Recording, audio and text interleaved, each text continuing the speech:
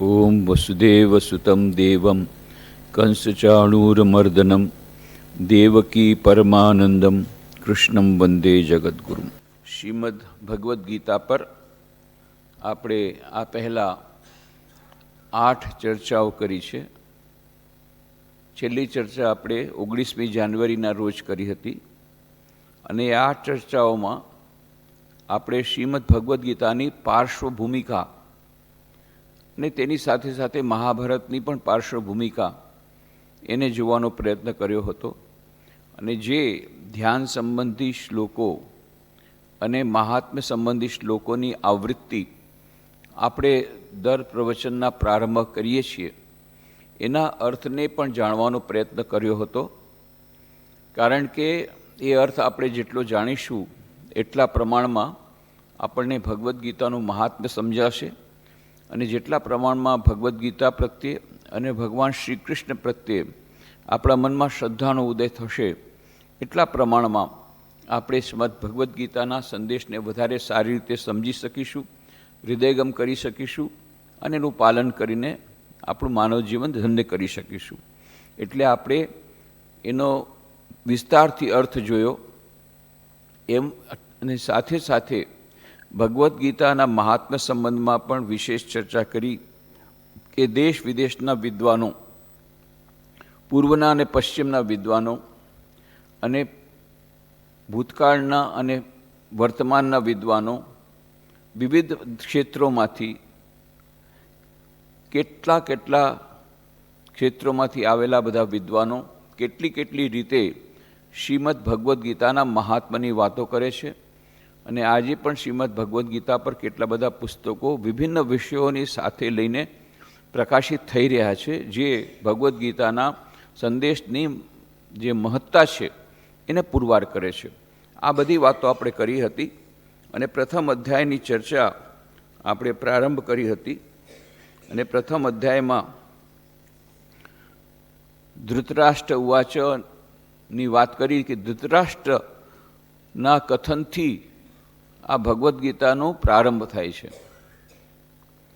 અને એ આપણે વિસ્તારથી બધું કહ્યું પાછલા વખતે ચર્ચામાં કે કેવી રીતે ધૃતરાષ્ટ્રને વ્યાસ મુનિએ કહ્યું હતું કે હું તમને દિવ્ય દૃષ્ટિ આપીશ જેથી તમે આ યુદ્ધની બધી જે વાતો તમે પોતે જોઈ શકશો અહીંયા બેઠા.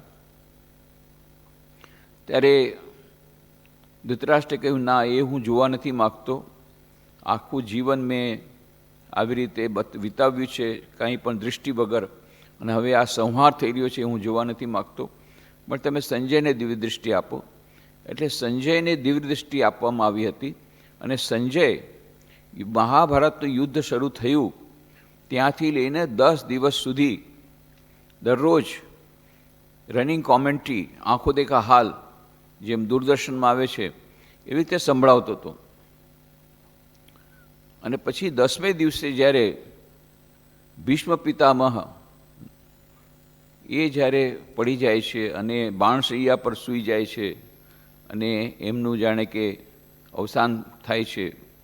અવસાન તો થઈ જ ગયું, પરંતુ તેમ છતાં પણ એમણે દેહને ટકાવી રાખ્યો. ઉત્તરાયણમાં પ્રાણ ત્યજવા માટે થઈને બાણશૈયા પર સૂતા છે, પણ એમનો અંત તો થઈ ગયો, વિનાશ તો એમનો નાશ તો થઈ ગયો. અને આ વાત જ્યારે સાંભળે છે ધૃતરાષ્ટ્ર, ત્યારે એની કલ્પના બહારની વાત સાંભળીને સ્તબ્ધ થઈ જાય છે. શું વાત કરો છો? હા, ભીષ્મ પિતામહ એ પણ ગયા.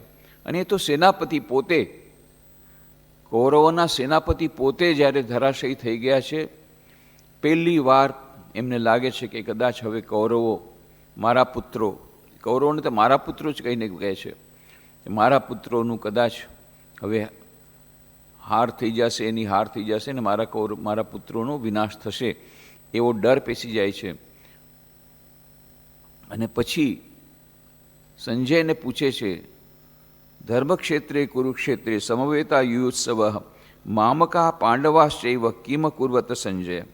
એ સંજય, ધર્મક્ષેત્ર કુરુક્ષેત્રમાં લડવા માટે એકઠા મળેલા મારા લોકોએ અને પાંડવોએ શું કર્યું તે મને કહો.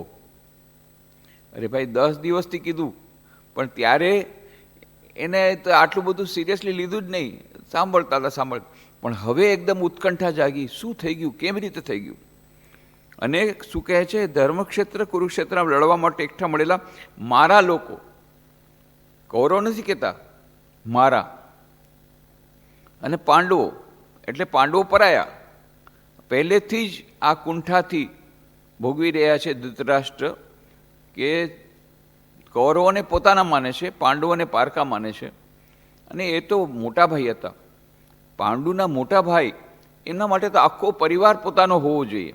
પણ તેમ છતાં પાંડુના પુત્રોને પારકા માને છે, પોતાના સગા ભાઈના પુત્રોને, નાના ભાઈના પુત્રોને, અને પોતાના પુત્રોને પોતાના માને છે. મારા પુત્રો અને પાંડવો વચ્ચે આજે થયું, એકઠા મળેલા હતા, શું કર્યું, શું થયું પૂછે છે. અને એમાં નાનકડી વાત પણ છુપાયેલી છે, ધર્મક્ષેત્ર કુરુક્ષેત્ર. આ કુરુક્ષેત્ર અને ધર્મક્ષેત્ર શું કહ્યું એની પણ આપણે વાર્તા કહી હતી, કે કુરુ નામના મહાત્મા હતા ને એમણે એક ક્ષેત્રનું ખેડાણ શરૂ કર્યું, અને ખેડાણ કરતા રહ્યા, એટલી મહાન તપસ્યા કરી. અને ત્યારે ઇન્દ્ર દેવતા અને બધા દેવતાઓ ગભરાઈ ગયા કે ભાઈ આ તો બહુ મોટી વાત કરે છે, તમે પૂછો કે શું કરવા કરે છે. તો કે મારે બસ એટલું જ છે કે આ ક્ષેત્રમાં જે મરે અને જે કોઈ આવી રીતે તપસ્યા કરીને મરે તો એ લોકો અમર થઈ જાય, એટલે એ લોકોને સ્વર્ગની પ્રાપ્તિ થાય, એવી જાતની ઈચ્છાથી આ હું કરું છું. અને ત્યારે આ લોકોએ કહ્યું કે ભાઈ આવું બધું થશે તો મુશ્કેલ થશે, નકર તમે એને એક વરદાન આપી દો અને એમાંથી એને ગમે એમ કરીને આ મહાન તપસ્યામાંથી એને વિરત કરો. ત્યારે ઇન્દ્ર દેવતાએ વરદાન આપ્યું, અને એનાથી ખુશ થઈને પછી કુરુક્ષેત્રે કુરુ રાજાએ બંધ કર્યું. તો ત્યાં એમણે ધર્મનું આચરણ કર્યું, એટલે ધર્મક્ષેત્ર કહેવાયું. અને પછી ત્યારે એ આશીર્વાદ આપવામાં આવ્યો કે જે કોઈ મનુષ્ય ત્યાં નિરાહાર રહી અને તપસ્યા કરશે એને પછી મૃત્યુલોકમાં નહીં આવવું પડે, એ સ્વર્ગમાં જશે અને એની ઉર્ધ્વગતિ થશે. અને જે કોઈ ત્યાં યુદ્ધમાં મરશે એ પણ સ્વર્ગમાં જશે. એવી જાતનો આશીર્વાદ મળ્યા પછી એ કુરુ રાજાએ કર્યું હતું. એ કુરુ રાજાના જ વંશજો પછી આ કૌરવો થયા એમ પણ માનવામાં આવે છે. એટલે કુરુક્ષેત્ર એ ધર્મક્ષેત્ર છે. ત્યાં કેટલા બધા યજ્ઞો, અને અમસ્તા પણ ઐતિહાસિક રીતે પણ કહેવામાં આવે છે કે એ કુરુક્ષેત્રમાં ઘણા બધા યજ્ઞો થયા હતા, યજ્ઞો થતા હતા. અને કુરુક્ષેત્રની વિશે પણ આપણે વાત કરી. અત્યારે તમે જાઓ તો કુરુક્ષેત્ર નામનું શહેર પણ છે, અને કુરુક્ષેત્રમાં તમને એક નાનકડું મેદાન પણ દેખાડશે, જ્યાં એક નાનકડો અર્જુનનો રથ ને બધું પણ દેખાડે છે, જાણે કે ત્યાં જ એ જ કુરુક્ષેત્રના મેદાનમાં જાણે મહાભારતનું યુદ્ધ થયું હોય. પણ એ તો કોઈ વિશ્વાસ ન થાય, આવડું નાનકડું મેદાન. આપણે તો વિચાર કરીએ તો મહાભારતનું કેટલા હજારો સૈનિકો ઝઘડતા એ કરતા હોય, કેવડું મોટું મેદાન હોવું જોઈએ. પણ આ એ કુરુક્ષેત્ર તો આખું ફક્ત એ નગર નથી, આખી ડિસ્ટ્રિક્ટ છે, ડિસ્ટ્રિક્ટ પણ નહીં, આખી કમિશનરી છે. કુરુક્ષેત્ર બહુ મોટું ક્ષેત્ર છે. એટલે આપણા મનમાં હતું કે કુરુક્ષેત્ર એટલે કે નાનકડું એક મેદાન હશે, મોટું એક મેદાન હશે જ્યાં યુદ્ધ ખેલાયું હશે. પણ એમ કહેવામાં આવે છે કે એ જે ખરેખરું કુરુક્ષેત્ર જ્યાં યુદ્ધ થયું એ મેદાન એ તો હસ્તિનાપુરની પાસે હતું. ને હસ્તિનાપુર દિલ્હી જે અત્યારે દિલ્હી જે છે એની આસપાસમાં હસ્તિનાપુર હતું. તે રસ્તે પર રાજધાની હતું. અને એ ક્વાઇટ લોજિકલ પણ છે, તર્કની દૃષ્ટિથી પણ ઠીક છે, કારણ કે હસ્તિનાપુરમાં જ ને આસપાસ જ આ બધું થવું જોઈએ. તો જે કંઈ હોય, પણ આ કુરુક્ષેત્ર એ ધર્મક્ષેત્ર પહેલેથી કહેવાતું હતું. અને આવી રીતે એની પાછળ કહેવાનો આશય એ પણ હોઈ શકે ધૃતરાષ્ટ્રનો કે આ તો ધર્મક્ષેત્ર છે, અને યુધિષ્ઠિર તો એ તો ધર્મરાજ કહેવાય છે. તો ધર્મક્ષેત્ર આવીને પણ યુધિષ્ઠિર એ ધર્મરાજના મનમાં અનુકંપા ન જાગી કે ભીષ્મને બચાવી લઈએ અને ભીષ્મને ન મારીએ અને યુદ્ધ બંધ કરી દઈએ, આવું કંઈ ન થયું. આવી પણ ઉત્કંઠા એના મનમાં આવે છે. એટલા માટે ખાસ શબ્દ વાપરે છે ધર્મક્ષેત્રે કુરુક્ષેત્રે. ધર્મક્ષેત્રે કુરુક્ષેત્રે સમવેતા યુત્સવ મામકા પાંડવા શૈવ ક્યુમ કુર્વત સંજય. અને એના પછીના પણ આપણે બધા શ્લોકો જોયા છે. સંજય એવું વાચ, સંજયે ત્યારે પછી કહ્યું કે દૃષ્ટવા તું પાંડવાનિકમ વ્યુઢમ દુર્યોધનસ્તદા આચાર્યમુપસંગમે રાજા વચન અબ્રવીત. સંજય પછી વર્ણન શરૂ કરે છે 10 દિવસ પહેલાંનું, પહેલેથી શરૂઆત કરે છે કે શરૂઆતમાં શું થયું. પાંડવ સેનાને યુદ્ધ માટે ગોઠવાયેલી જોઈને રાજા દુર્યોધન દ્રોણાચાર્ય પાસે ગયો અને આ શબ્દ બોલ્યો. અને શું બોલ્યો? પશ્વેતામ પાંડુપુત્રાણામ આચાર્ય મહતિમ ચમુમ વ્યુઢામ દ્રુપદ પુત્રેણ તવ શિષ્યણ ધીમતા. અને આવી રીતે બધું આપણે 10મા શ્લોક સુધી આવી ગયા હતા. અને 10મા શ્લોકમાં કહે છે અપર્યાપ્તમ તદસ્માકમ બલમ ભીષ્માભિરક્ષિતમ પર્યાપ્તમ ત્વિદમે તેષામ બલમ ભીમાભિરક્ષિતમ. અને કહે છે બંને તરફની સેનાના મહારથીઓનું વર્ણન કરીને, મહારથી કોને કહેવાય? એ મહારથીની જે ડેફિનેશન છે, જે એકલો 10,000 યોદ્ધાઓ સાથે લડી શકે એ મહારથી કહેવાતો. 10,000થી પણ વધારે યોદ્ધાઓ સાથે લડી શકે એને અતિરથી કહેવાતો. અને રથી કોને કહેવાતા? કે જે 1,000 યોદ્ધાઓ સાથે એકલા લડી શકે. અને અર્ધરથી એનાથી પણ ઓછું. તો મહારથી કોને કહેવાય? કે જે 10,000 યોદ્ધાઓ સાથે એકલા લડી શકે. આવા બધા મહારથીઓ ત્યાં ભેગા થયા હતા. તો ભીષ્મથી રક્ષાયેલું આપણું સૈન્ય અમર્યાદિત છે, ત્યારે ભીમ વડે રક્ષાયેલું એમનું સૈન્ય નાનું ને મર્યાદિત છે. એને આપણે કહ્યું કે આના 2 અર્થ થઈ શકે છે. કે દુર્યોધન કહેવા માગે છે અને દુર્યોધન શા માટે દ્રોણને કહે છે, આ બધી આપણે વિસ્તારથી વાત કરી કે સાયકોલોજીકલ કેવી દુર્યોધન કેટલો દુષ્ટ છે, એની બુદ્ધિ કેટલી દુષ્ટ છે અને કેટલો ધૂર્ત છે અને બુદ્ધિ કેટલી સતેજ છે કે ભીષ્મને કાંઈ કહેતો નથી. દુર્યોધન ભીષ્મને કાંઈ નથી કહેતો. ભીષ્મ તો સેનાપતિ છે ને, એને કહેવું જોઈએ ને કે હે ભીષ્મ પિતામહ, આ જુઓ સામેનું સૈન્ય આવું છે અને તમારું સૈન્ય આવું છે, એમ નથી કહેતા. એ જઈને દ્રોણને કહે છે. અને એ બધી આપણે વિસ્તારથી બધી વાત કરી શા માટે દ્રોણને કહે છે. એની પાછળ પણ એક મનોવૈજ્ઞાનિક કારણ છે કે મનમાં એને ડર છે કે ભીષ્મ પિતામહ એકવાર ભીષ્મ પ્રતિજ્ઞા કરી આપણી સાથે જ રહેવાના છે કોઈ હાલતે. પણ દ્રોણ વિશે એને સંદેહ છે, કારણ કે દ્રોણનો જે પટ્ટ શિષ્ય છે અર્જુન, એ સામે છે. એ ક્યારેક એને શિષ્યનો પ્રેમ આવે અને જો આ સામે ચાલે જાય તો મુશ્કેલ. એટલે દ્રોણને ખુશ કરવા માટે ભીષ્મ પિતામહને નહીં કહીને દ્રોણને કહે છે કે હે દ્રોણ, જો આ સામે આટલા બધા યોદ્ધા છે, આ ત્યાંના યોદ્ધા ને આપણા બધા યોદ્ધાઓ છે, અને ભીષ્મથી રચાયેલું આપણું સૈન્ય અમર્યાદિત છે. અમર્યાદિત, અનલિમિટેડ. તમે જાઓ ને સુરતમાં જમવા માટે 600 રૂપિયાની થાળી અમર્યાદિત, અનલિમિટેડ. જેટલું ખાવું એ ખાઓ, જેટલું બધું અમર્યાદિત. એમ આ સૈન્ય છે અમર્યાદિત છે. અને ભીમ વડે રચાયેલું એમનું સૈન્ય નાનું ને મર્યાદિત છે, લિમિટેડ છે, લિમિટેડ ખાવાનું. એની સૈન્ય છે એ લિમિટેડ છે, નાનું છે. આ એક અર્થ છે.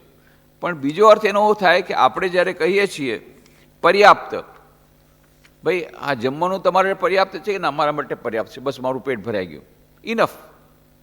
અપર્યાપ્ત, નોટ ઇનફ. ના ના, હજી એ મારે 10 રસગુલ્લા ખાવા હતા, 2 જ મળ્યા. ના ના, નોટ ઇનફ. પણ 10 રસગુલ્લા મળી ગયા, ઇનફ. તો પર્યાપ્ત એટલે શું? ઇનફ. અને અપર્યાપ્ત, ના, બરાબર નહીં. એવો ઊંધો અર્થ પણ થઈ શકે. હવે કયા અર્થમાં દુર્યોધન કહે છે? દુર્યોધન દ્વિઅર્થી અત્યારે વાત કરી રહ્યો છે. એટલે જે પોતાની રીતે સમજે. ભીષ્મને કહે છે ભીષ્મથી રચાયેલું સૈન્ય અમર્યાદિત છે, એટલે ભીષ્મને ખુશ કરી દીધા. ભીષ્મ, આપણું જે તમે જે તેના સેનાપતિ છો એ તો અમર્યાદિત છે, અનલિમિટેડ. એ તો બહુ મોટું સૈન્ય છે. આ બધું નાનું છે, તમારા માટે મગતરા છે લોકો, નાનું સૈન્ય છે. અને ખરેખર તો નાનું હતું જ. 11 અક્ષોણી સેના, 7 અક્ષોણી સેના, એ રીતે પણ જુઓ તો નાનું છે, એ પણ ચાલે છે. પણ બીજી રીતે જુઓ તો શું કહેવા માગે છે દુર્યોધન? કે આપણું જે છે એ અનલિમિટેડ, એ છે અપર્યાપ્ત છે, અને એ લોકોનું સૈન્ય છે ને પર્યાપ્ત છે. એટલે એને જે ઇનફ છે. એ લોકોએ આપણો વધ કરવા માટે એ લોકો ઘણા બધા સક્ષમ છે, પણ આપણે એ લોકોને વધ નહીં કરી શકીએ, એટલા સક્ષમ નથી. નોટ ઇનફ, અપર્યાપ્ત છે આપણું સૈન્ય. એ પણ એક હોઈ શકે. અને એનું આપણે વાત કરી કે આ 2 અર્થ થઈ શકે. એટલે આ છે કૂટ શ્લોક કહેવાય. એની પણ આપણે વાર્તા કરી, કેવી રીતે ભગવાન વ્યાસદેવે જ્યારે મનમાં સંકલ્પ કર્યો કે હું મહાભારતની રચના કરીશ. હવે 1,00,000 શ્લોક લખવાના હોય તો કોણ લખે? એટલે ગણપતિ દાદાને યાદ કર્યા. ત્યાં અત્યારે પણ તમે જાઓ, ત્યાં બદ્રિકાશ્રમ તમને ગુફા દેખાડશે, વ્યાસદેવની ગુફા, જ્યાં એમણે મહાભારતની રચના કરી હતી. તો ત્યાં એમણે વ્યાસદેવે એ રચના શરૂ કરીને હવે આટલું બધું કોણ લખશે? એટલે ગણેશ દાદાને, ગણપતિ દાદાને, ગણેશ ભગવાનને યાદ કર્યા. ગણેશ ભગવાને કહ્યું કે રાજી તો થયા, પણ કે શરત એક જ છે કે હું ક્યાંક પણ તમે અટકી ગયા તો બસ, તો પછી હું ચાલ્યો જઈશ. અટકવાનું ક્યાંય નથી, તમારે હંમેશા બોલતા જ રહેવાનું છે. હું એકેય મિનિટ એવું નહીં હોય કે તમે ચૂપચાપ, તમે જ્યાં બંધ થયા ને તો હું નીકળો. હવે વ્યાસમુનિ મૂંઝાઈ ગયા, કારણ કે શ્લોકની રચના કરવી અને પછી એમને પ્રાસ સાથે બેસાડવું, એના છંદ ને બધું એ કરવું અને એની માત્રાને બધું ધ્યાન રાખવું, આ બધું કરવું કેટલી મુશ્કેલ પડે અને કેટલા જલ્દીથી એ તૈયાર કરી શકે. આ તો રચના કરવાની છે, કે ટ્રાન્સલેશન કરવાનું નથી, અનુવાદ નથી. એને સામે શરત મૂકી, પણ હું તમને કહું છું કે તમે જે કંઈ હું બોલું એ પહેલાં સમજીને પછી તમારે લખવાનું. કારણ કે ઓકે, એગ્રીડ. અને પછી હવે જોયું વ્યાસદેવે કે આ તો ફટાફટ લખે છે, આટલી સ્પીડ તો મારા તો હું વિચારું એના પર તો ફટાફટ લખી નાખે છે, ધડાધડ. ગણેશ દેવતાને કોણ કેટલી સ્પીડ હોય, એની સામે કોઈ આર્ટિફિશિયલ ઇન્ટેલિજન્સ પણ ન ચાલે. એનું કોમ્પ્યુટર ગમે એવું કોમ્પ્યુટર ન ચાલે એની સામે. એટલે ફટાફટ લખતા ગયા. એટલે વ્યાસમુનિએ પછી વિચાર કર્યો કે આમાં વચમાં એકાદ શ્લોક એવો નાખી દે કે એ પણ મૂંઝાઈ જાય ગણેશ દેવતા. કે અપર્યાપ્તમ અને પર્યાપ્તમનો અર્થ શું? તો પર્યાપ્તમ તો આમ પણ થઈ શકે, આમ પણ થઈ શકે. આ બધું વિચારતા બધું કરે છે. ત્યાં તો બીજા 40 શ્લોક આના રચાઈ ગયા.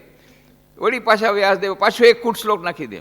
એ આખા ગીતામાં પણ તમને કૂટ શ્લોક મળશે, આખા ભાગવતમાં, આખા મહાભારતમાં કૂટ શ્લોક મળશે. એમ કહેવાય છે કુલ 8,800 આવા કૂટ શ્લોકો છે. એ વચમાં કૂટ શ્લોક આવે, આપણે પણ મૂંઝાઈ જાય કે આનો અર્થ શું થાય. એ મૂંઝાઈ જાય ને, એમ તો ગણેશ દેવતા પોતે મૂંઝાઈ ગયા, તો આપણે તો મૂંઝાવાના જ છીએ.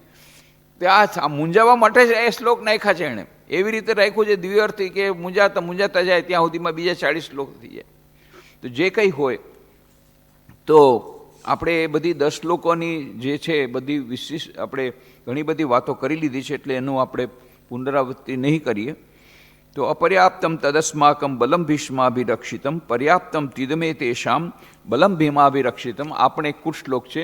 ભીષ્મથી રક્ષાયેલું આપણું સૈન્ય અમર્યાદિત છે, ત્યારે ભીમ વડે રક્ષાયેલું એમનું સૈન્ય નાનું ને મર્યાદિત છે. કોણ કહે છે? દુર્યોધન કહે છે. કોને કહે છે? દ્રોણાચાર્યને કહે છે. પછી કહે છે અયનેષુ ચ સર્વેષુ યથા ભાગમ અવસ્થિતા ભીષ્મમેવાભિરક્ષંતુ ભવંત સર્વ એવ હિ. હવે સેનામાં સૌ પોતાને સ્થાને વ્યવસ્થિત રહીને તમે સૌ ભીષ્મને ટેકો આપો અને એમનું રક્ષણ કરો. અરે, ભીષ્મ પિતામહ એના સેનાપતિ છે. કોઈ દિવસ આવું કહેવાય? કોઈ દિવસ આવું કહેવાય કે સેનાપતિ બધાને રક્ષા કરે કે તમે સેનાપતિની રક્ષા કરશો? પણ આ દુર્યોધનની દુષ્ટ બુદ્ધિ કેવી છે! એક કાંકરે 2 પક્ષી મારે છે. આ તરફે દ્રોણને મોટા કરે છે અને ભીષ્મને ગરમ કરે છે. ભીષ્મને જાણે કે એને જાણી કરીને ખરાબ લાગે કે હે, મારી રક્ષા કરવી પડશે તમારા લોકોને, તમે મારી રક્ષા કરશો, હું તમારી રક્ષા. એ જાણી કરીને એને ગરમ કરવા માટે, મશીન એનું જાણી કરીને ઉત્તેજિત કરવા માટે, જાણે કે આ કહે છે. શું કહે છે? અયનેષુ ચ સર્વેષુ યથાભાગમ અવસ્થિતા ભીષ્મમેવાભિરક્ષંતુ ભવંત સર્વૈ. હવે સેનામાં સૌ પોતપોતાની સાથે વ્યવસ્થિત રહીને સૌ ભીષ્મને ટેકો આપો, એમનું રક્ષણ કરો. હવે વિચાર કરો, ભીષ્મને ટેકો આપીને એનું રક્ષણ કરવાની વાત શા માટે કરી? પહેલી વાત તો એ છે કે માન લો દ્રોણને મોટા કરવા માટે, કે ભાઈ તમે હવે બધા આની રક્ષા કરો. સેના એટલે તમે સેનાપતિથી વધારે છો, એક એને થોડું સ્ટેટસ આપી દે. બીજું કે ભીષ્મને પણ ઉત્તેજિત કરવા માટે કે અમે તમારી રક્ષા કરશું. એટલે કે ભીષ્મને પોતાને થોડોક મનમાં રોષ આવી જાય, હા તમે મારી રક્ષા કરશો. ત્રીજી વાત છે, સૌથી વધારે ચિંતા એને ભીષ્મની છે. શા માટે? ભીષ્મ તો સેનાપતિ છે, ગજબ પરાક્રમી છે, એકલે હાથે કેટલા લોકોનો સંહાર કરી શકે. પણ ભીષ્મે પ્રતિજ્ઞા કરી હતી, અને ભીષ્મ પ્રતિજ્ઞા તો છે. ભીષ્મ એકવાર પ્રતિજ્ઞા કરે એટલે એને ભીષ્મ પ્રતિજ્ઞા જ કહેવાય. આજકાલ કોઈને પણ કહે કે મેં ભીષ્મ પ્રતિજ્ઞા કરી છે કે હું આવતીકાલે ચા નહીં પીવું, ભીષ્મ પ્રતિજ્ઞા એમ કહે છે બધા. એક દિવસ 1 કલાક ચા નહીં પીવું, એક દિવસ તો બહુ વધારે થઈ ગયું. 1 કલાક માટે હું ભીષ્મ પ્રતિજ્ઞા કરું છું, 1 કલાક માટે હું ચા નહીં પીવું. એ ભીષ્મ પ્રતિજ્ઞા એટલે પછી એને કોઈ એને ચેન્જ ન કરી શકે, પરિવર્તન ન કરી. એનું નામ જ ભીષ્મ પ્રતિજ્ઞા. તો ભીષ્મે પ્રતિજ્ઞા કરી હતી કે હું શિખંડીને સાથે યુદ્ધ નહીં કરું. શિખંડી એમ કહેવાય છે, શિખંડી જે હતો એ પહેલાં સ્ત્રી હતો, એટલે સ્ત્રીના ઉપર હું હાથ નહીં ઉપાડું. એટલે આને મનમાં ડર હતો, આ લોકો પાંડવો જો શિખંડીને સામે લઈ આવશે ભીષ્મની સામે, અને જો શિખંડી એને મારી નાખશે, એ તો વળતો પ્રહાર કરશે નહીં. તો એટલા માટે પણ તમે લોકો બધા જુઓ કે આ શિખંડી આજુબાજુ ન આવે, એ પણ એક એનો એક આશય થઈ શકે છે. તો આ જે શા માટે ભીષ્મ એ કુંવારા રહ્યા હતા એ બધું આપણને ખબર છે. ભીષ્મ આટલી બધી શક્તિ શા માટે આવી હતી? કારણ કે પોતે એટલો મોટો ત્યાગ કર્યો હતો. માતા સત્યવતી એને એમ હતું કે એમની સાથે મહર્ષિ વ્યાસના પત્ની માછીમારની પુત્રી હતા સત્યવતી, એટલે એમને લાગતું હતું કે મારા પુત્રને રાજ્ય નહીં મળે. એટલે ભીષ્મ પિતામહે કીધું કે ના, હું પ્રતિજ્ઞા લઉં છું કે હું રાજ્ય નહીં લઉં, મને રાજ્યમાં નથી. માતાજી તમારો જ પુત્ર એ રાજ્ય સંભાળશે. અને પછી સત્યવતી કહ્યું કે તમે તો નહીં લ્યો, પણ તમારો દીકરો લે તો મારે ક્યાં જવું? તો ભીષ્મ પછી પ્રતિજ્ઞા કરી, તો હું પાછી બીજી પ્રતિજ્ઞા લઉં છું કે હું આજીવન કુંવારો રહીશ. ન રહેગા બાંસ ન બજેગી બાંસુરી. મારો છોકરો બનશે તો પછી એ રાજા માટે થઈને પોતે પ્રયત્ન કરે ને. આવી રીતે એમણે ભીષ્મ પ્રતિજ્ઞા કરી હતી અને આખી જિંદગી કુંવારા રહ્યા હતા. અને એટલા માટે ભીષ્મ પિતામહને એ અદ્ભુત એમનું જીવન છે. એક આ નબળાઈ એમની છે કે ધર્મને પારખવામાં એ ઉણા ઉતર્યા, કે સભામાં બેઠા હતા અને દ્રૌપદીનું ચિહ્ન થતું હતું, તેમ છતાં ચૂપચાપ રહ્યા. આટલા મોટા ભીષ્મ પિતામહ, બધાના વડીલ, અને છતાંય બેઠા રહ્યા. બીજું કે કૌરવોની સાથે કે મેં કૌરવનું અન્ન ખાધું છે અને એટલા માટે મારે કૌરવોની સામે ન થવાય. એક સાચા ધર્મને ઓળખવામાં ખરેખર તો એમને ધર્મનો પક્ષ લેવો જોઈએ, ન્યાયનો પક્ષ લેવો જોઈએ. એને નજરની સામે જોયું છે કેટલી વાર આ કૌરવોએ પાંડવો પર અત્યાચાર કર્યા અને છતાં કૌરવોની સાથે રહ્યા. એ એક અલગ વાત છે. પણ આટલું તમે જુઓ, આ સિવાય એમનું જીવન ચરિત્ર અત્યંત મહાન, અને એમનામાં જે બુદ્ધિ હતી, એમનામાં જે કૌશલ્ય હતું એ અદ્ભુત હતું. અને એટલા માટે વિચાર કરો કે જ્યારે એ ભીષ્મ પિતામહ, કેવી એમની શક્તિ હશે. ભીષ્મ પિતામહને જ્યારે નિધન થઈ ગયું, તેઓ પણ એમણે પોતાના જીવને અટકાવી રાખ્યો અને બાણશૈયા પર સૂતા છે કેટલા મહિનાઓ સુધી, ઉત્તરાયણની પ્રતીક્ષા કરીને. અને પછી શ્રી કૃષ્ણ ભગવાન શું કરે છે? પાંડવો લઈને જાય છે, ચાલો આપણે ભીષ્મ પિતામહ પાસેથી જ્ઞાન લઈએ. અને એ ભીષ્મ પિતામહે જે જ્ઞાન આપ્યું છે, કેવી રીતે રાજ્ય કરવું જોઈએ, કેવી રીતે રાજ્ય ચલાવવું જોઈએ, આ બધું શાંતિ પર્વમાં આપેલું છે. એ અદ્ભુત એમાં બોધ છે. એ શાંતિ પર્વમાં આના માટે સ્વામી રંગનાથનજી મહારાજે એડમિનિસ્ટ્રેટર્સ માટે ખાસ એમાંથી બોધ લઈને પ્રવચનો આપ્યા હતા. રંગનાથનજી મહારાજ તો IAS ઓફિસર્સના ત્યાં મસૂરીમાં પણ જતા, એ લોકોની એકેડેમી પણ જતા. ત્યારે ખાસ કરીને આ ભીષ્મએ પિતામહે જે શાંતિ પર્વમાં જે બધી વાતો કરી છે, how to look after the administration, એની બધી જે વાતો છે એ બધું છે. પણ એ ભીષ્મ પિતામહ, અદ્ભુત એમનું ચરિત્ર. પણ તેમ છતાં અહીંયા એ દુર્યોધન એમને કહે છે કે ભીષ્મ પિતામહની તમે રક્ષા કરો. અને ત્યારે શું થાય છે? બસ પાનો ચડાવ્યો દુર્યોધને. ભીષ્મ કહે છે મને તમે લોકો રક્ષા કરશો?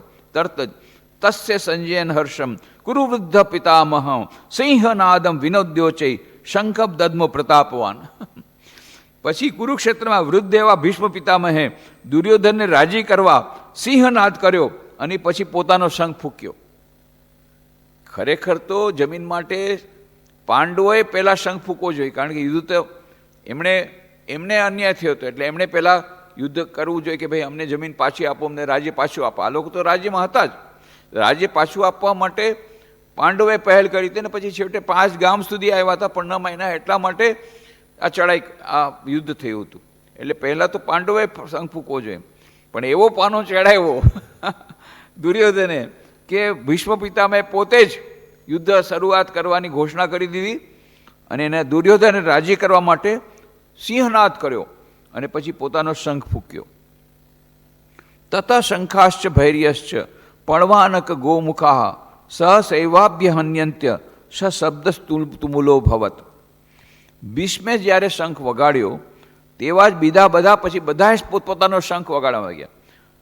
આપણને એમ લાગે છે પૂજા વખતે જ શંખ વગાડાય, એવું નથી. આપણે શંખ તો યુદ્ધમાં શંખ વગાડાતા.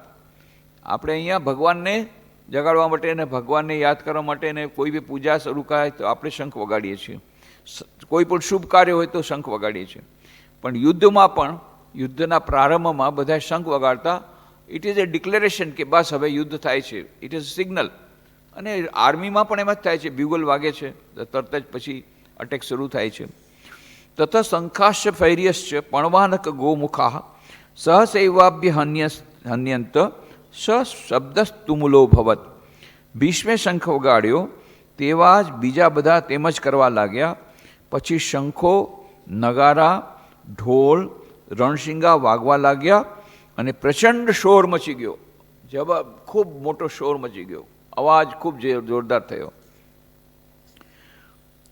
પછી તત શ્વેતે હયે યુક્તે મહતે સ્યંદને સ્થિતૌ માધવ પાંડવશ્ચૈવ દિવ્યૌ શંખૌ પ્રદત્ત મતુહુ. પછી સફેદ ઘોડાવાળા પોતાના ઉત્તમ રથમાં બેઠેલા માધવે એટલે કે શ્રી કૃષ્ણ ભગવાને અને પાંડવે એટલે કે અર્જુને પોતાના દિવ્ય શંખો ફૂંક્યા. આ જે સફેદ ઘોડાવાળા રથ છે, આ રથની પણ એક વાર્તા છે, એક બહુ રસપ્રદ વાર્તા છે. આ જે રથ છે એની હમણાં વર્ણન આવશે, પહેલાં એ વર્ણન આપણે સાંભળી લઈએ પછી એની વાત કરશું. પાંચજન્યમ ઋષિકેશો દેવદત્તમ ધનંજય પૌંડ્રમ દદ્મો મહાશંખમ ભીમકર્મા વૃકોદર. ઋષિકેશે એટલે શ્રી કૃષ્ણે પાંચજન્ય શંખ વગાડ્યો, ધનંજય એટલે અર્જુને દેવદત્ત વગાડ્યો, ભીમે પોતાનો મહાશંખ પૌંડ્ર વગાડ્યો. અને જે આ જે છે જે રથ છે દિવ્ય રથ, એ અર્જુનનો જે દિવ્ય રથ છે એની પાછળની પણ એક કથા છે. એ રથ એને મળ્યો હતો આશીર્વાદ સ્વરૂપે, એક વરદાન સ્વરૂપે. એમાં એવું હતું કે ત્યાં જે શ્વેતકી નામના એક રાજા હતા, શ્વેતકી નામના રાજા, એમણે ઘણા બધા યજ્ઞ કર્યા. એટલા બધા યજ્ઞ કર્યા કે અગ્નિ દેવતાને આ બધા યજ્ઞની આહુતિ ખાતા ખાતા અપચો થઈ ગયો, ઇનડાઇજેશન થઈ ગયું. એટલે અગ્નિ દેવતાને અજીર્ણ થઈ ગયું, અપચો થઈ ગયો. એટલા બધા યજ્ઞ કર્યા ને એટલા બધા એમણે આહુતિ લીધી. અને પછી અગ્નિ દેવતા બ્રહ્મા પાસે ગયા કે હવે અમારાથી રહેવાતું નથી, બહુ પેટમાં દુખે છે, બહુ અજીર્ણ થઈ ગયું છે અને અપચો થઈ ગયો. એટલે બ્રહ્માએ કીધું તમે આ ખાંડવ વન છે એને તમે બાળી નાખો. એને તમે બાળી નાખશો ને એટલે તમારો રોગ ઠીક થઈ જશે. કેટલી વાર પ્રયત્ન કર્યો અગ્નિ દેવતાએ ખાંડવ વનને બાળવાનું, પણ ખાંડવ વન બળ્યું નહીં. છેવટે હવે લાચાર થઈ અને ત્યાં શ્રી કૃષ્ણ અને અર્જુન હતા ત્યાં એવા. એ લોકો ત્યારે યમુના કિનારે હતા અને અર્જુનને કહ્યું કે મને તમે આવી રીતે મદદ કરો. ત્યારે અર્જુને કહ્યું, જુઓ મારી પાસે તો કળા બહુ સરસ છે, પણ અત્યારે મારી પાસે ન તો રથ છે, ન મારી પાસે શસ્ત્ર છે, તો હું કેવી રીતે આ બધું કરી શકું? ત્યારે એણે ઇન્દ્ર દેવતાએ વિશેષ પ્રકારનો રથ આપ્યો, દિવ્ય રથ, સફેદ ઘોડાવાળો રથ આપ્યો. અને ઉપરમાં જે ધજા હતી એ ધજામાં કપિધ્વજ, હનુમાનજી પોતે એના આશીર્વાદ પ્રતિક રૂપે, પોતે આશીર્વાદ રૂપે ત્યાં રહ્યા એ દિવ્ય રથમાં. ગાંડીવ આપ્યું, ગાંડીવથી મહાન કોઈ ધનુષ્ય બાણ દુનિયામાં નથી, એવું ગાંડીવ પર એમને આપ્યું. અને આ બધા અસ્ત્રો શસ્ત્રોને એ દિવ્ય રથ એ એમને આપ્યો. અને પછી આજે દેવદત્ત નામનો જે શંખ જે ફૂક્યો એના માટે પણ એક વાર્તા એવી છે કે મય નામનો દાનવ હતો, એ આજે ખાંડવની અગ્નિનો જ્યારે સંહાર થયો ત્યારે એનેથી એના માટે ખૂબ જ એ બળીને ખાક થવા લાગ્યો. ત્યારે અર્જુનની શરણમાં ગયો. ના, ત્યાર પછી શ્રી કૃષ્ણ ભગવાને સુદર્શન ચક્ર આપ્યો, એનાથી છૂટવા માટે એનાથી ભય પામીને પછી અર્જુનની શરણમાં ગયો. અર્જુને પછી ભગવાન શ્રી કૃષ્ણને વિરત કર્યા. એટલે પછી આ શિખંડ જે આણે મયદાનવે એમને આ દેવદત્ત નામનો એક જે શંખ છે, વિશેષ પ્રકારનો શંખ, એ એને ભેટમાં આપ્યો વરદાન તરીકે. આવી બધી વાર્તાઓ ત્યાં છે મહાભારતમાં.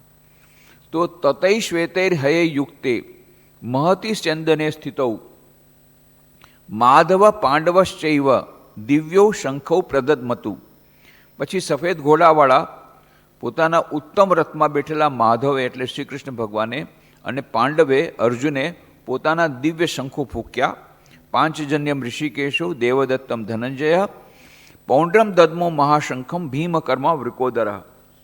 ઋષિકેશે શ્રી કૃષ્ણ ભગવાને પાંચજન્ય નામનો શંખ વગાડ્યો, ધનંજય અર્જુને દેવદત્ત વગાડ્યો, ભીમે પોતાના મહાશંખ પૌંડ્ર વગાડ્યો. અનંત વિજયમ રાજા કુંતીપુત્રો યુધિષ્ઠિર નકુલ સહદેવશ્ચ સુઘોષમણિ પુષ્પકૌ. કુંતીના પુત્ર યુધિષ્ઠિરે અનંત વિજય નામનો શંખ ફૂક્યો. નકુળે ને સહદેવે પોતાના સુઘોષ અને મણિપુષ્પક શંખો વગાડ્યા.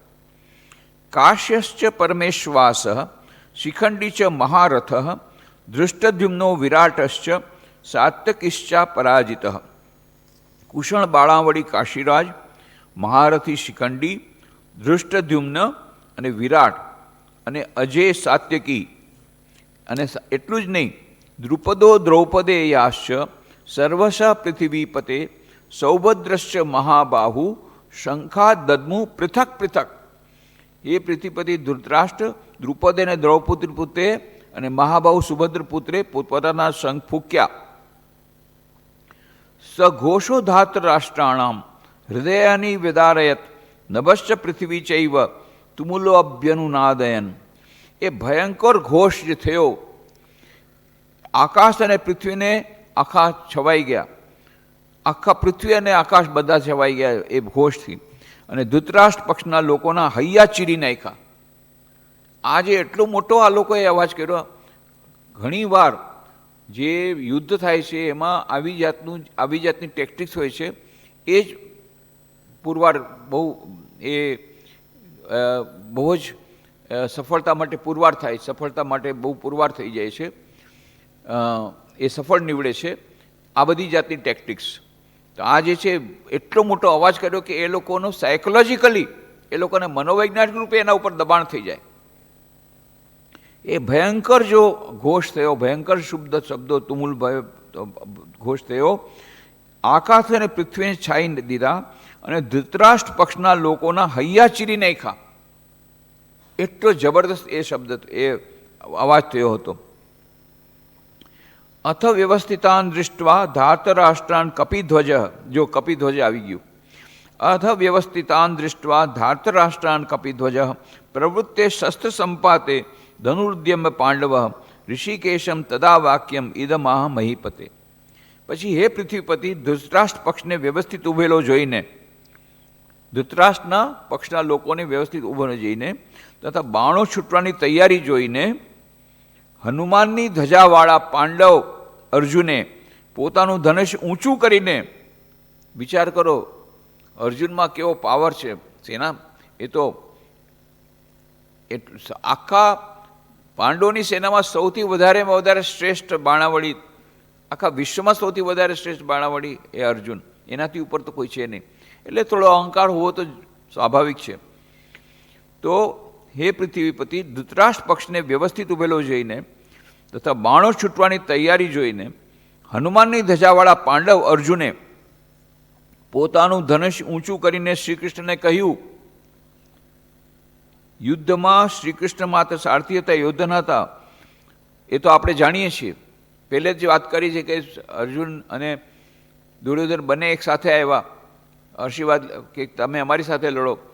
પછી શ્રી કૃષ્ણ ભગવાને કીધું ઠીક છે, તમારે બંનેને હું આશીર્વાદ દો, બંનેની ઈચ્છા પૂરી કરું છું, પણ એક તરફ હું રહીશ શસ્ત્ર વગર અને એક તરફ મારી સેના રહેશે, નારાયણી સેના. તો અર્જુને પછી ભગવાન શ્રી કૃષ્ણ નારાયણને ચૂન્યા, નારાયણી સેના કરતાં નારાયણને લીધા એમને. તો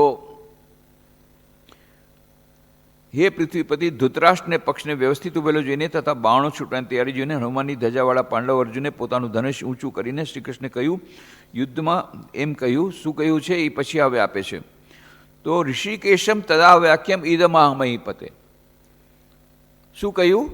અર્જુન ઉવાચ સેનયોરુભયો મધ્યે રથમ સ્થાપય મેચ્યુત યાવદેત્તા નિરીક્ષેહમ યોદ્ધુ કામાનવસ્થિતાન કૈર્મયા સહ યોદ્ધવ્યમ અસ્મિન રણ સમુદ્યમે. જો કેવા તેજથી બોલે છે અર્જુન.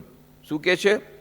હે અચ્યુત, મારો રથ બે સેનાની વચ્ચે રાખો, બંને સેનાની વચ્ચે લઈ જાઓ મને, જેથી યુદ્ધ માટે તત્પર ઉભેલાઓને હું જોઈ શકું, સરસથી જોઈ શકું કોણ કોણ મારી.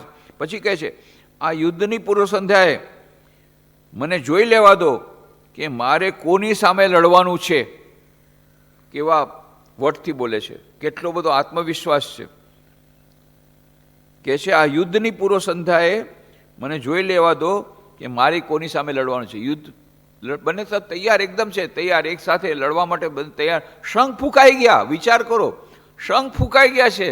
હવે બસ એકદમ એક ઈશારો અને બંને સેનાઓ એકસાથે યુદ્ધ કરશે. અને એવે વખતે અર્જુન શું કહે છે? મને એકવાર જોઈ તો લેવા દો કોણ કોણ આવ્યા છે યુદ્ધ કરવા માટે. અને ભગવાન તો ત્યારે સારથીના રૂપમાં છે. ભગવાને તો પહેલાં જ કીધું હતું હું શસ્ત્ર નહીં ઉપાડું. શ્રી કૃષ્ણ ભગવાનની મહાનતા તો જુઓ, અર્જુનના સારથી બને છે. અત્યારે આ બધા સર્વેન્ટ લીડરશીપની વાત કરે છે કે લીડર એવો હોવો જોઈએ કે જે બીજાની સેવા કરે અને એ પોતાનું બલિદાન આપે અને પોતાના સ્વાર્થનો પરિત્યાગ કરે, પોતાના હમનો ત્યાં પરિત્યાગ કરે. આ તો શ્રી કૃષ્ણ ભગવાને 3000 વર્ષો પહેલાં બધું દેખાડી દીધું, સર્વ લીડરશીપ. વિચાર કરો, પોતે ભગવાન, અને તમે એમની લીલા તરીકે જુઓ, મનુષ્ય લીલા તરીકે જુઓ, પણ મહાન, not only king but king maker. કેટલા લોકોને કિંગ બનાવ્યા, એવા મહાન કિંગ મેકર, એવા મહાન સ્ટેટ્સમેન. તમે એ વખતની દૃષ્ટિથી જુઓ, ભગવાન તરીકે ન જુઓ તો પણ એવા મહાન એ શ્રી કૃષ્ણ ભગવાન, એ મહાન રાજા, રાજાઓના રાજા, એ એક ઓર્ડિનરી સારથી બનીને, અર્જુનના સારથી બનીને રથ હંકારે છે. વિચાર કરો કેટલી મહાનતા કહેવાય શ્રી કૃષ્ણ ભગવાનની. અને અર્જુન કહે છે, અર્જુન તો એને સખા તરીકે પણ એને જોયા છે ને, અત્યારે સારથી છે એના માટે. અને સારથીને જેમ આપણે ડ્રાઈવરને કહે ડ્રાઈવર ચાલ ગાડી અહીં લઈ આવ, એમ અર્જુન શ્રી કૃષ્ણને કહે છે ચલો રથ અહીંયા લઈ જાઓ, હું જોઉં તો ખરો કોણ કોણ આવ્યું છે લડાઈ કરવા. વિચાર કરો. અને શ્રી કૃષ્ણ ભગવાન લઈ જાય છે. શ્રી કૃષ્ણ ભગવાન અર્જુનની બધી વાતો ઉપદેશ માની લે છે, એનો જે ઓર્ડર છે, આદેશનું પાલન કરે છે. સેનો યેર ઉભરો મધ્યે રથમ સ્થાપય મેચ્યુત યાવદેત્તા નિરીક્ષેહમ યુદ્ધ કામાન અવસ્થિતાન કૈર્મયા સહ યોદ્ધમ્ય અસ્મિન રણ સમુદ્યમે. હે અચ્યુત, મારો રથ બે સેના વચ્ચે રાખો, જેથી યુદ્ધ માટે તત્પર ઉભેલાઓને હું જોઈ શકું. આ યુદ્ધની પૂર્વ સંધ્યાએ મને જોઈ લેવા દો કે મારે કોની સામે લડવાનું છે. યોત્સમાનાના વેક્ષેહમ, હજી અહંકાર એનો જુઓ, એનું તેજ જુઓ. યોત્સમાનાના વેક્ષેહમ ય એતેત્ર સમાગતા ધાર્તરાષ્ટ્રસ્ય દુર્બુદ્ધે યુદ્ધે પ્રિય ચિકીર્ષવ. કારણ કે દુર્બુદ્ધિ દુર્યોધનનો પક્ષ લઈને એને રાજી રાખવા આ રણભૂમિમાં કોણ એકઠા થયા છે તેમને હું જોવા ઈચ્છું છું. બોલો, વટથી કહે છે, કેટલો એનો અહંકાર કેટલો છે. અહંકાર તો સ્વાભાવિક છે, એટલે આટલો મોટો એનો સાહસ, એટલી બધા મોટો બાણવાળી, આટલો મોટો ધનુષ્ય બાણ, ધનુર્વિદ્યામાં સ્વારંગત, એટલે થાય. શું કહે છે? કારણ કે હું શા માટે તમને રથને વચમાં લાવવાનું કહું છું હે હે ભગવાન, હે કૃષ્ણ? કારણ કે દુર્બુદ્ધિ દુર્યોધનનો પક્ષ લઈને, દુર્યોધનને કહે છે દુર્બુદ્ધિ, દુર્બુદ્ધિ તો હતો જ, એ તો બધા જાણે છે. દુર્બુદ્ધિ દુર્યોધનનો પક્ષ લઈને એને રાજી રાખવા માટે આ રણભૂમિમાં કોણ કોણ એકઠા થયા છે તેમને હું નજરે જોવા ઈચ્છું છું. એટલે મારો રથ તમે વચમાં લઈ જાઓ. કેટલું તેજ છે, કેટલો આત્મવિશ્વાસ છે, અને થોડોક અભિમાન પણ છે ને અહંકાર પણ છે. એવી રીતે. અને પછી સંજય એવું વાચ, એવ મુક્તો ઋષિકેશો ગુડાકેશેન ભારત સેનયોરુભોર મધ્યે સ્થાપયિત્વા રથોત્તમમ. સંજય બોલ્યો, ત્યારે સંજય બોલ્યા, જ્યારે આવું રીતે અર્જુને કહ્યું કૃષ્ણ ભગવાનને, ત્યારે સંજય કહે છે, હે ભારત, ધૃતરાષ્ટ્રને ભારત કહે છે. રાષ્ટ્ર અને ભારત એક જ છે. હે ભારત ધૃતરાષ્ટ્ર, ગુડાકેશ અર્જુનના આમ કહેવાથી ઋષિકેશ શ્રી કૃષ્ણે રથોત્તમને બે સેનાઓની વચ્ચે રાખ્યો. સામે ભીષ્મ, દ્રોણ અને બીજા રાજાઓ હતા. ને પછી એમણે અર્જુન કહ્યું, હે પાર્થ, બધા કુરુઓને સામે ઉભેલા જોઈ લે. કોણ કહે છે? કૃષ્ણ ભગવાન. બસ તે મને કીધું હતું ને, હવે આ હું લઈ આવ્યો છું વચમાં, હવે તો આ લોકોને જોઈ લે. એના પછી શું થાય છે? બસ અર્જુન એક અદ્ભુત સાયકોલોજીકલ મનોવૈજ્ઞાનિક એક રોગી બની જાય છે, અને કેવી રીતે કાયર બની જાય છે, એ બધી વાતો આપણે આવતા વખતે કરશું. આશ્ચર્ય થાય. જે થોડીક વાર પહેલાં આવી રીતે વાત કરતો હતો કે હું જોઈ લેવા માગું છું કોણ કોણ મારી સાથે આવ્યા છે દુર્બુદ્ધિ દુર્યોધનની સાથ દેવા માટે, અને કોણ મારી સામે આવ્યા છે યુદ્ધ કરવા, હું જોઈ લઉં એ લોકોને, વચમાં લાવો રથને, આવી રીતે કહેવાવાળો, એના પછી શું હાલત થાય છે એનું વર્ણન આપણે, અદ્ભુત વર્ણન. જે લોકો ન્યુરોસિસના શિકારી થાય, ન્યુરોસિસના શિકાર થાય એવું વર્ણન, સાયકોલોજીના પેશન્ટ બને, ડિપ્રેશનમાં આવી જાય ત્યારે કેવું બોલે, આ બધું આપણને આમાં સરસથી જોવા મળશે. એની બધી ચર્ચા આપણે આવતા રવિવારે કરશું. આજે અહીંયા સમાપ્ત કરીએ. ઓમ શાંતિ શાંતિ શાંતિ. હરિ ઓમ તત્સત. શ્રી રામકૃષ્ણાર્પણમસ્તુ.